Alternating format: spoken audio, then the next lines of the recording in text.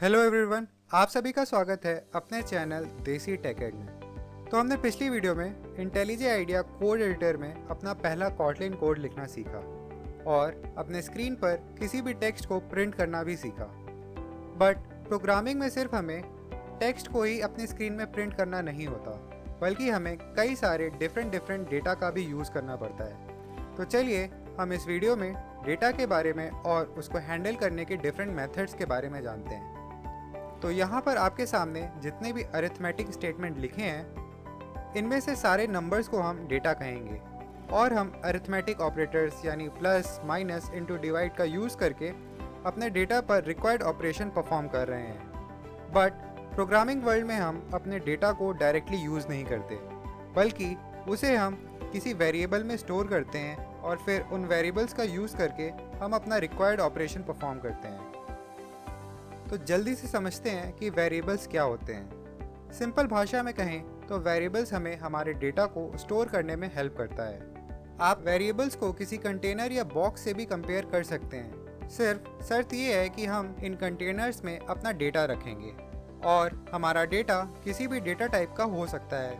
अगर वो टेक्स्ट है तो हम उसे स्ट्रिंग डेटा टाइप कहेंगे। इंटीजर, फ्लोट, डबल, ऐसे कई सारे डिफरेंट डेटा टाइप्स हो सकते हैं जिन्हें हम हमारे कंटेनर्स यानी वेरिएबल में स्टोर कर सकते हैं। तो सवाल ये उठता है कि जब हमारे पास ऑलरेडी डेटा है तो हमें वेरिएबल्स का यूज़ करने की क्या ज़रूरत। इसको हम एक एग्जांपल से समझते हैं। तो मान लीजिए कि हमें एक प्रोग्राम लिखना है जिसमें यूज़र्स को अपना फ़ोन नंबर एंटर करना है और हम इस नंबर का यूज़ करके नंबर के फर्स्ट 4 डिजिट एक्सट्रैक्ट आउट कर रहे हैं और इस फर्स्ट 4 डिजिट से हम यूज़र आईडी क्रिएट करेंगे।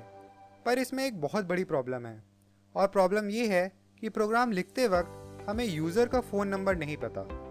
तो जब फ़ोन नंबर नहीं पता तो हम आखिर अपना प्रोग्राम लिखेंगे कैसे। तो इसका सॉल्यूशन हमें वेरिएबल्स देता है। वेरिएबल हमें उन डेटा के साथ काम करने में हेल्प करता है जिसे हम पहले से नहीं जानते। तो हम अपना प्रोग्राम वेरिएबल्स का यूज़ करके लिखते हैं। इस एग्जाम्पल में हम अपने नंबर वेरिएबल में यूज़र का नंबर सेव करेंगे और फिर अपने वेरिएबल पर हम अपना रिक्वायर्ड ऑपरेशन परफॉर्म करेंगे। जैसे यहाँ पर फ़ोन नंबर के फर्स्ट 4 डिजिट को हम एक डिफरेंट वेरिएबल जैसे यूज़र आईडी में सेव कर सकते हैं और फिर अगर हमें इस यूज़र आईडी को अपने स्क्रीन में प्रिंट करना है तो हम उसके लिए प्रिंट फंक्शन का यूज़ कर सकते हैं। तो इस एग्ज़ाम्पल से हमें ये समझ आ गया कि हम अपने कोड को बिना डेटा को जाने भी लिख सकते हैं। नेक्स्ट ये भी है कि जब हम अपना ऐप बना रहे हैं तो हमारे पास सिर्फ एक यूज़र नहीं होता, हमारे पास हज़ारों लाखों यूज़र का डेटा हो सकता है जिनसे हम उनका फ़ोन नंबर या किसी भी तरीके का डेटा एज अ इनपुट ले सकते हैं। और यहाँ पर वेरिएबल्स हमारे फिर से काम आते हैं। हम एक वेरिएबल को टेम्परेरी वेरिएबल की तरह यूज़ करके मल्टीपल यूज़र से एक एक करके उनका डेटा इनपुट कर सकते हैं और इन डेटा पर ऑपरेशन परफॉर्म कर सकते हैं। तो हमने 2 रीजंस जाने वेरिएबल को अपने प्रोग्राम में यूज़ करने के लिए। पहला, ताकि हम अपने प्रोग्राम में अननोन डेटा के साथ काम कर सकें और दूसरा, वेरिएबल्स हमारे प्रोग्राम को और भी एफिशिएंट बनाता है। तो चलिए अब जल्दी से जानते हैं कॉटलिन में यूज़ होने वाले 2 डिफरेंट टाइप्स ऑफ वेरिएबल को। पहला है वेर वेरिएबल और दूसरा है वैल वेरिएबल। यहाँ वैर का फुल फॉर्म है वेरिएबल और वहीं वैल का फुल फॉर्म है वैल्यू।